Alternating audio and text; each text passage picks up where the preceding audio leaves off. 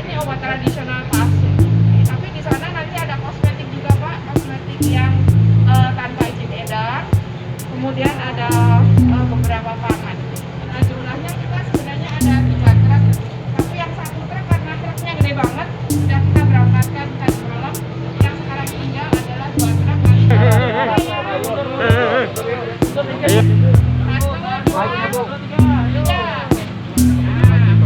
Bu Eli, ayo. Pelan-pelan aja Pak, Bu. Pelan-pelan aja Bu. Pelan-pelan aja. Bu, pelan-pelan aja Bu.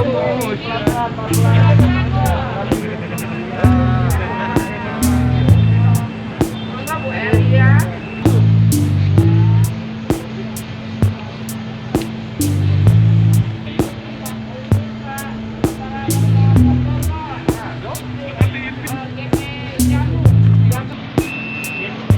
Tunggu Pak.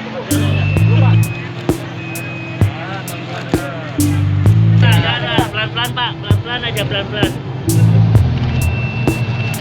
Sip. Cepet, panas ini. 479 item produk dengan nilai keekonomian 31.255.778.200 rupiah.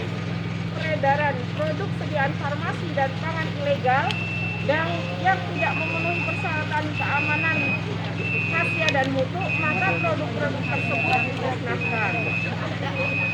Produk ilegal yang dimusnahkan tersebut didominasi oleh produk kosmetik, yaitu sebanyak 97 item atau 20,25%.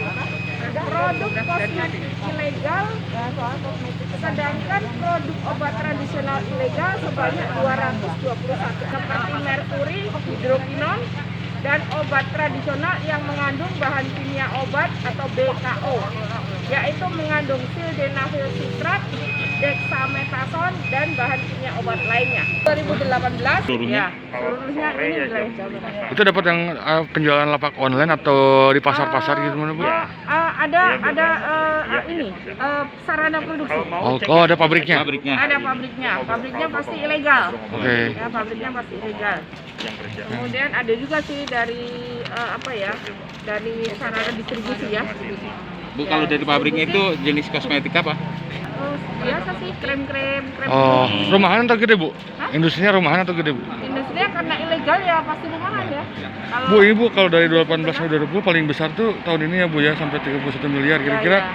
Ada analisis nggak Bu, kenapa sih penjualan bisa sampai besar seperti Sudah itu? terdaftar dan pabriknya ilegal. Oke. Bisa meningkat tinggi itu kalau dari pantauan BPOM seperti apa sih Bu? Apakah dengan adanya pandemik juga atau dengan online juga? Kelihatannya enggak ya, yang kebetulan pas kami menemukan tempat-tempatnya. Nah, juga mungkin tahun ini kita akan fokus pada kosmetik yang mengandung bahan berbahaya merkuri. Karena memang disinyalir ada beberapa tempat-tempat produksi kosmetik yang mengandung bahan berbahaya. Nah, Bu, tadi pabrik rumahnya di mana aja Bu? Di wilayah daerahnya mungkin? kalau yang ada di tahun ini ada di mana Bu Rera, Cirebon ya? Iya, Cirebon. Mayoritas Cirebon. Bu Oh ada enggak sih, ada di beberapa tempat, tapi yang kasus tahun ini ada di di Cirebon. Bu ada himbauan untuk masyarakat untuk Masyarakat itu untuk pembelian mau online maupun offline ya sama aja, gunakan ceklik ya. Ceklik itu cek kemasan, cek label, cek izin edar, dan cek kadaluarsa. Pastikan bahwa produk itu ada nomor pendaftarannya atau nomor izin edarnya. Caranya gimana untuk ngecek? Itu tadi juga ada, tapi kenapa ini ya karena ini palsu. Nah, caranya ngecek gimana? Di Badan POM ada aplikasi namanya BPOM Mobile. Nah, itu bisa di-download di Play Store ya, download. Kemudian itu bisa dilihat, dimasukkan datanya. Ada 2 aplikasi, satu BPOM Mobile atau cek BPOM. Kemudian ada juga sih dari dari sarana distribusi ya. Bu, kalau dari pabriknya itu jenis kosmetik apa? Biasa sih krem. Oh, rumahan atau gede Bu? Hah? Industrinya rumahan atau gede Bu? Industrinya karena ilegal ya pasti rumahan ya. Bu, Ibu kalau dari 2018 sampai 2020 paling besar tuh tahun ini ya Bu ya, sampai 31 miliar kira-kira. Ada analisis nggak Bu, kenapa sih penjualan bisa sampai besar Sudah seperti itu? terdaftar dan pabriknya ilegal. Oke. Itu pabrik bisa meningkat tinggi itu kalau dari pantauan BPOM seperti apa sih Bu? Apakah dengan adanya pandemik juga atau dengan Oh, online iya. juga? Kelihatannya enggak ya, ya kebetulan pas kami menemukan tempat-tempatnya. Nah, juga mungkin tahun ini kita akan fokus pada kosmetik yang mengandung bahan berbahaya merkuri. Karena memang disinyalir ada beberapa tempat-tempat produksi kosmetik yang mengandung bahan berbahaya.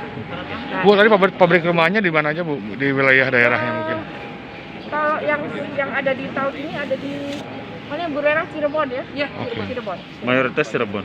Bu Oh ada enggak sih, ada di beberapa tempat, tapi yang kasus tahun ini ada di Oh di Cirebon. Bu ada himbauan untuk masyarakat untuk Masyarakat itu untuk pembelian mau online maupun offline ya sama aja, gunakan ceklik ya. Ceklik itu cek kemasan, cek label, cek izin edar dan cek kadaluarsa. Pastikan bahwa produk itu ada nomor pendaftarannya atau nomor izin edarnya.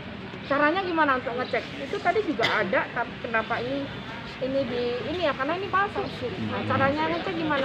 Di Badan POM ada aplikasi namanya BPOM Mobile.